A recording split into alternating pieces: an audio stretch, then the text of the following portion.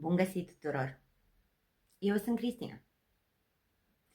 De ceva vreme simt nevoia unei discuții despre părinții ca mine. Părinții cu copii mari, părinții cu copii adulți sau aproape adulți. Despre transformarea părintelui cu responsabilități și griji la părintele liber. La o discuție despre cum facem față noi, părinții încă tineri, acestei transformări. Ideea acestui tip de format mi-a venit ușor.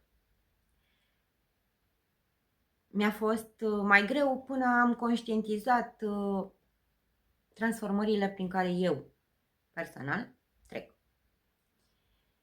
Am doi copii mari.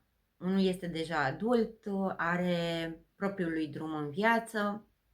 Noi ca și părinți suntem mândri că este un adult responsabil și ne dorim pentru el să rămână un adult cu perspective. Și să ne lase să intrăm măcar din când în când în viața lui. Celălalt este în prag de a fi adult, dar simte nevoia de libertate, din ce în ce mai multă libertate, din ce în ce mai mult timp petrecut fără noi, fără părinții săi. Încercăm să-i oferim această independență, uneori ne iese, uneori nu ne prea iese, dar noi ne străduim. Sper să fi reușit ca și părinți să oferim copiilor noștri acel timp de părinte de care ei aveau nevoie. Dar nevoia mea ca și părinte de a discuta despre noua stare în care suntem acum de părinții liberi există. Așa mi-a venit ideea formatului. Până să ajung la conștientizarea transformărilor care au loc în viața mea, a durat însă ceva. Am început printr-o stare de agitație și de neliniște generată de faptul că, sigur, lipsește ceva.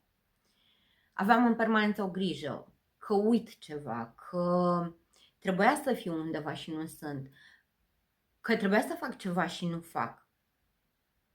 Această grijă m-a urmărit ceva timp. De aceea spun că procesul meu de adaptare a fost destul de lung. În momentul în care mi-am dat seama că, în fapt, este doar timpul meu liber,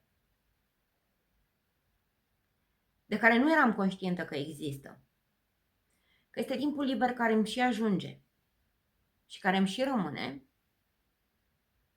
m-am întrebat de ce. De ce am timp liber? De ce nu știu cum să-mi gestionez timpul? Ei bine, pentru că treceam de la părintele cu responsabilități și îndatoriri școlare, extrașcolare, la părintele liber. La părintele unor copii adulți care se gestionează singuri, care își văd singuri de împlinirea planurilor lor, care nu mai au nevoie de ajutorul meu.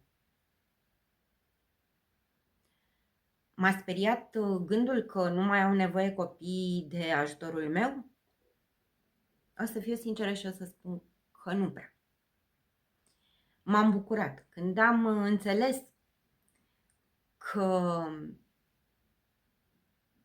nu mai este nevoie de ajutorul meu în permanență.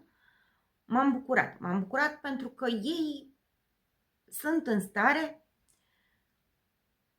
să se descurce singuri. Mi-am spus că am nevoie de o perioadă de vindecare. Multă vreme am folosit această expresie, perioadă de vindecare. Până când m-am gândit în regulă și ce vindec eu la mine. Am ceva de vindecat? Prea am nimic de vindecat din această perspectivă. Prin urmare, ce se întâmplă? Mă obișnuiesc cu noua stare, mă obișnuiesc cu noua relație pe care o am cu copiii mei. Păi dacă este un proces de a mă obișnui, înseamnă că este în realitate un proces de adaptare. M-am bucurat pentru că adaptarea cred că este esențială. Adaptarea ta la noua stare, la noua relație pe care o ai cu copiii tăi, trebuie să fie un proces firesc în viața noastră pentru a nu rămâne într-o relație doar între trecut și viitor. Dacă nu ne dăm o perioadă de adaptare noilor sentimente care ne încearcă, noilor temeri pe care este firesc să le avem, este bine, nu este bine, este momentul, nu este momentul, este firesc să ne întrebăm dacă mai suntem părintele cu responsabilități sau putem să ne permitem să fim părintele liber. Da, deci dacă nu ne dăm această perioadă de adaptare și rămânem doar între un trecut în care eram părintele cu responsabilități și un viitor incert, omitem prezentul. Omitem să vedem chiar cine este adultul din fața noastră. Adultul în care s-a transformat copilul nostru. Adultul în care s-a transformat preadolescentul și adolescentul nostru furios. Unde au rămas aceste persoane? De aceea cred că un proces de adaptare și fiecare poate trăi adaptarea cum simte. Personal, în momentul în care am realizat că mă adaptez noii mele situații și că vreau să mă bucur de adulții în care s-au transformat copiii mei, mi-am dorit să găsesc la mine o versiune plăcubilă mie și o versiune plăcubilă în primul rând familiei mele. Cred că fiecare dintre noi avem o etapă în viața noastră de care suntem mândri, în care ne-am simțit confortabili, în care privind în urmă credem că a fost versiunea noastră perfectă. Această etapă la mine a fost undeva între 25 și, hai să spunem, 35 de ani, pentru că este vorba de mine, sunt mândră cu mine. Ei bine, în această etapă a vieții mele m-am simțit extrem de confortabil. Privind acum în urmă, dar privind și atunci. Puteam să-mi gestionez toate activitățile astfel încât să nu simt nici o urmă de povară. Să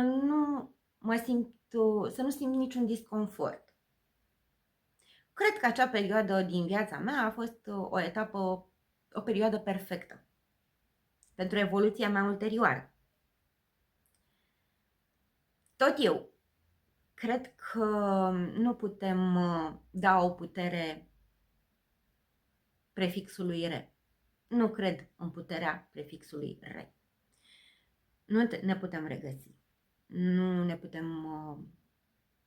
Nu putem retrăi. Nu ne putem regândi. Ce a fost în trecut rămâne în trecut. Nu s-a inventat încă călătoria în timp care să ne permită nouă să aducem versiunea noastră bună în prezent.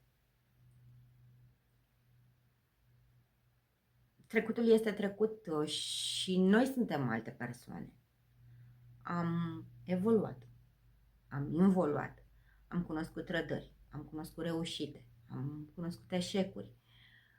Suntem alte persoane. Ce putem face pentru a ne simți la fel de confortabil în prezent cum ne simțim când ne gândim la versiunea noastră bună? Cred că putem să aducem acele elemente care ne făceau să ne simțim bine și să le adaptăm prezentului. cred că dacă noi suntem mulțumiți cu cine suntem acum în prezent, emanăm energie pozitivă, emanăm încredere, emanăm bună dispoziție și dorința de a fi alături de noi. Este important să ne simțim confortabili cu cine suntem acum. Este important să identificăm acele elemente care ne făceau să ne simțim confortabili și, repet, să le adaptăm.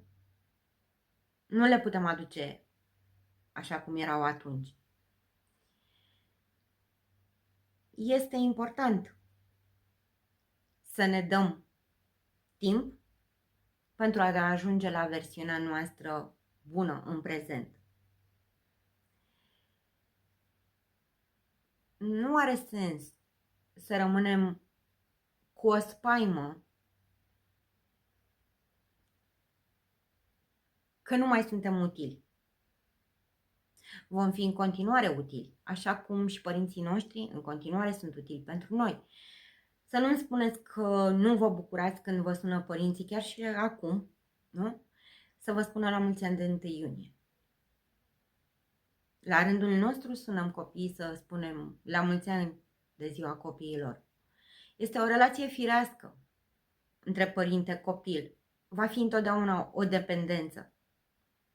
Va fi întotdeauna o legătură și depinde doar de noi ca această legătură să fie una sănătoasă și pentru noi și pentru ei. Să fie o legătură care să ne permită nouă să ne bucurăm de cine suntem în prezent. Să ne bucurăm de faptul că avem timp pentru noi. Pentru versiunile noastre perfecte din prezent. Ce facem noi cu timpul nostru este o altă discuție. Și cred că este un proces destul de lung dacă nu suntem obișnuiți cu timp pentru noi. Dacă suntem obișnuiți cu timp pentru noi, lucrurile pot fi mult mai ușoare.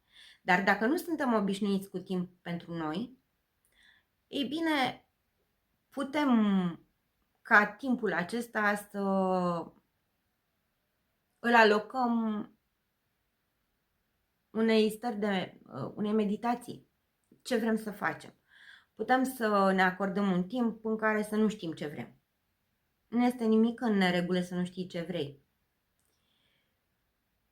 Dar este greșit să trăim în continuare într-o stare de disconfort, într-o stare de neliniște, într-o stare de supărare că nu ne mai găsim locul. Locul nostru, alături de copii, rămâne același, dar trebuie să acceptăm că ne transformăm. Trebuie să acceptăm că ce era în trecut un timp dedicat copiilor este doar pentru noi. Este foarte important pentru mine viziunea părinților cu copii mari. Cum faci față schimbării? Conștientizezi schimbarea? Conștientizezi noua ta stare? Cum faci față sentimentelor care te încearcă? Dacă vă place acest format, dacă ați trecut prin așa ceva, dacă conștientizați așa ceva, aștept comentariile voastre. Sunt foarte importante pentru mine. Și vă aștept și data viitoare la o discuție despre relația părinte-copil adult. O zi bună tuturor!